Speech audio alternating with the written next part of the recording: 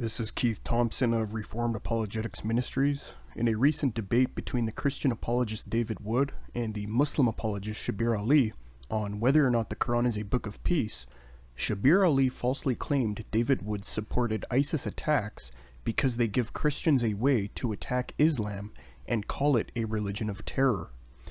Now, what happened was Shabir said various Christians allegedly do this. Then David Wood sarcastically responded and said, "Oh yes, you heard it here first, folks. I support ISIS attacks," showing just how ridiculous Shabir Ali's claim was. Wood was clearly sarcastically mocking Shabir's claim, not saying he actually supported ISIS brutality. Then, either because Shabir is stupid or because he is incredibly dishonest, he responded by saying Wood actually admitted he supported ISIS attacks, even though Wood was only sarcastically mocking Shabir. So, as any rational person can see, along with the snickering and laughing audience and the sarcasm in Wood's voice, that Ali was way out of line, and Wood was not seriously saying he supports such ISIS attacks. Instead, Wood was mocking Shabir's absurd claim and being sarcastic when he jokingly said he supports such attacks. Now, I don't think Shabir Ali is stupid. He is one of the best Muslim apologists out there, so I'm therefore forced to understand this chain of events as being demonstrative of Shabir's willingness to be totally deceptive in order to try to win a debate.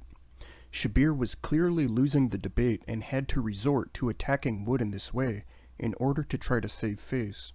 This was a very low blow, and I expected way more from Shabir. I now have a totally different way in which I view the man. What is shameful is Ali's attempt at attacking Wood, not the obvious sarcasm that Wood employed. This will now prove to Muslims and non-Muslims what kind of people are out there representing and defending Islam, as well as the lengths they are willing to go in order to defend their religion, even if they have to be deceptive. Thanks for watching. Right, that was Keith Thompson from Reformed Apologetics Ministries. Ministries is plural, so perhaps he's got a few buildings knocking around across America or Canada or wherever he's from. Having said that, I'm going to admit Reformed Apologetics Ministries, it sounds grand. He's making me feel underdressed, so I'm just gonna dress myself up. I'll use my pseudonym. This is Yahya Snow from the Facts About Islam Apologetics Ministries. Another thing, why is it that these Christians, they have this propensity to shove the word ministry or ministries on the end of the organization? Is that to help get the donations in or what? Keith, before we move on to the matter in hand, I'm going to give you some free career advice. Let's call it career advice. Get out of apologetics. You'll make your money in voiceover work. You've got a good voice for voiceover. You've got one of those voices that would voice a trailer, a movie trailer. Keith, you're calling Shabir Ali a liar because he did not get somebody else's sense of humour, David Wood's sense of humour, or his quote-unquote sarcasm. Let me just let that sink in. I'll repeat it again, slowly. You're calling another man a liar because he did not get somebody else's sense of humour. Keith, just so you know the difference, that's not called being a liar. That's called being a human being. It's everyday life. People make this mistake in everyday life.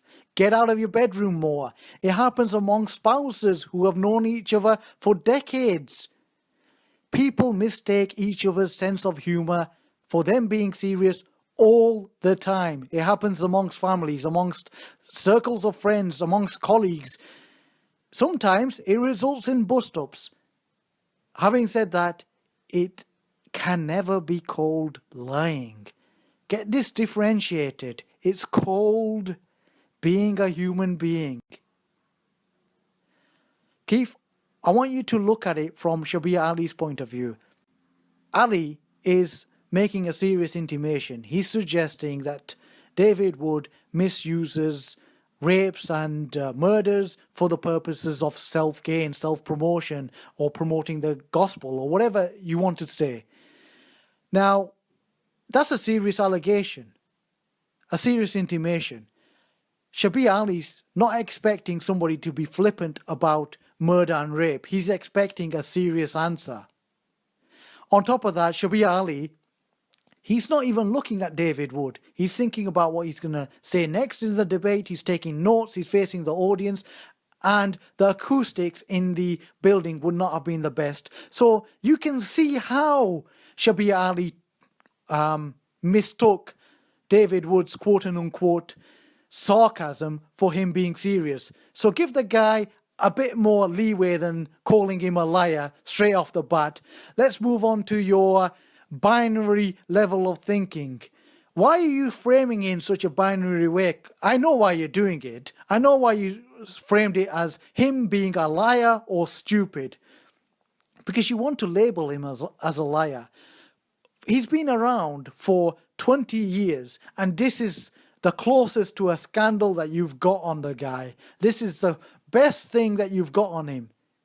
That speaks volumes. It tells me that this guy is squeaky clean. He's got a ton of credit in the bank. He's got money in the bank. And I haven't had a look at his bank statements, but I'm talking about it metaphorically. He is squeaky clean. This guy is classy, and I'd expect you to give him more credit than what you're doing. But clearly you're desperate and you want to smear and sully his name. It's not going to work, Keith. It's not going to work. As for your theory that he was under pressure, so he started lying, this guy has been in debates with your best people. He's been in debates with James White, James R. White. Okay, I don't know what the R stands for. Does it stand for Reformed? But he's been in debates with Licona, William Lane Craig. He's been in debates with your buddy, Shimon. Are you trying to tell me these guys were unable to put him under pressure? And all of a sudden, this internet apologist, David Wood, that Yahya Snow of the Facts About Islam Apologetics Ministries has exposed and refuted on numerous occasions. Are you trying to tell me this guy, this small fry, all of a sudden rattled Shabir Ali to the extent that Shabir Ali all of a sudden threw aside his customary level of class, his customary level of honesty and integrity, just to try and attack this small fry? Your theory doesn't add up. Keith, you're using a different standard, a better standard to judge Shabir Ali than you're using to judge Paul of Tarsus. Perhaps you think Shabir Ali is better than Paul of Tarsus. Shabir Ali makes a mistake. You call him a liar. A human mistake. Paul of Tarsus makes a mistake and you call him an apostle. Square that circle. You're not being consistent, fella. And one of the reasons why I do what I do, I'm looking for that consistent Christian. To this day, I'm yet to find that consistent Christian. But I'll continue trying. I'll continue searching. And Keith, I'm going to give you a challenge. I'm going to give you a challenge. You know myself quite well now. We've had some interaction in the past. I'm going to challenge you.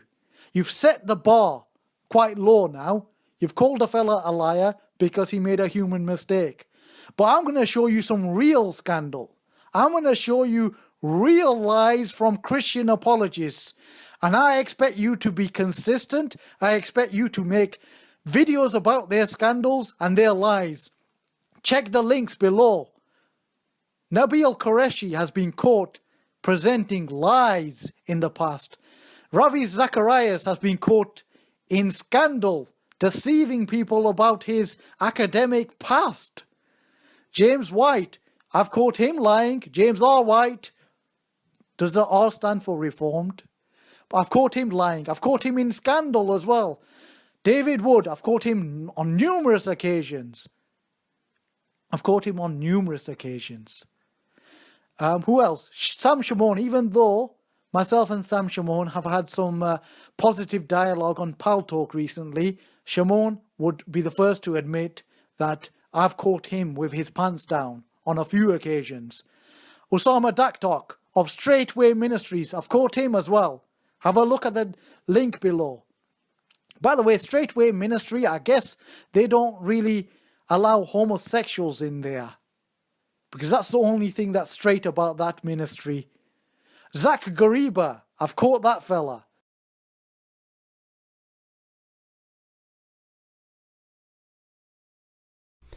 This will now prove to Muslims and non-Muslims what kind of people are out there representing and defending Islam.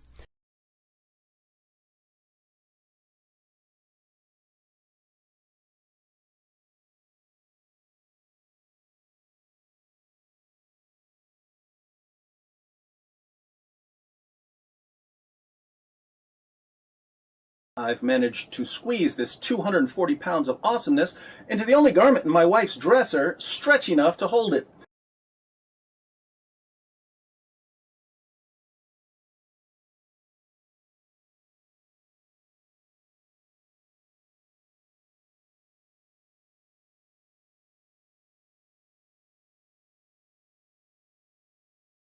James White, director of Alpha and Omega Ministries and an elder at the Phoenix Reformed Baptist Church. Yeah. I suppose if you had 94 wives or however many wives it was that Brigham Young had, and we have had some enjoyment over the years looking at the pictures of Brigham Young's wives. Because let me tell you something. There were some really homely women in that picture. Oh my! I would be a heretic too if go ahead. What do you want to say? Because you know what I'm talking about. Saying about how Russian women look like Russian men and wondering why that is. Russian women got a lot up on. And it's amazing because you go to Salt Lake City and there's some very pretty ladies up there now, but there doesn't seem to have been back then. Or Brigham didn't meet them, one of the two. I don't know. They say, oh, you're being mean. No, folks, if you haven't taken the time to look at some of these ladies, oh my, I would have been a heretic if I had been married to 94 of them too. We got to give that man some leeway there at that. But anyhow, it's quite interesting. But This will now prove to Muslims and non-Muslims what kind of people are out there representing and defending Islam.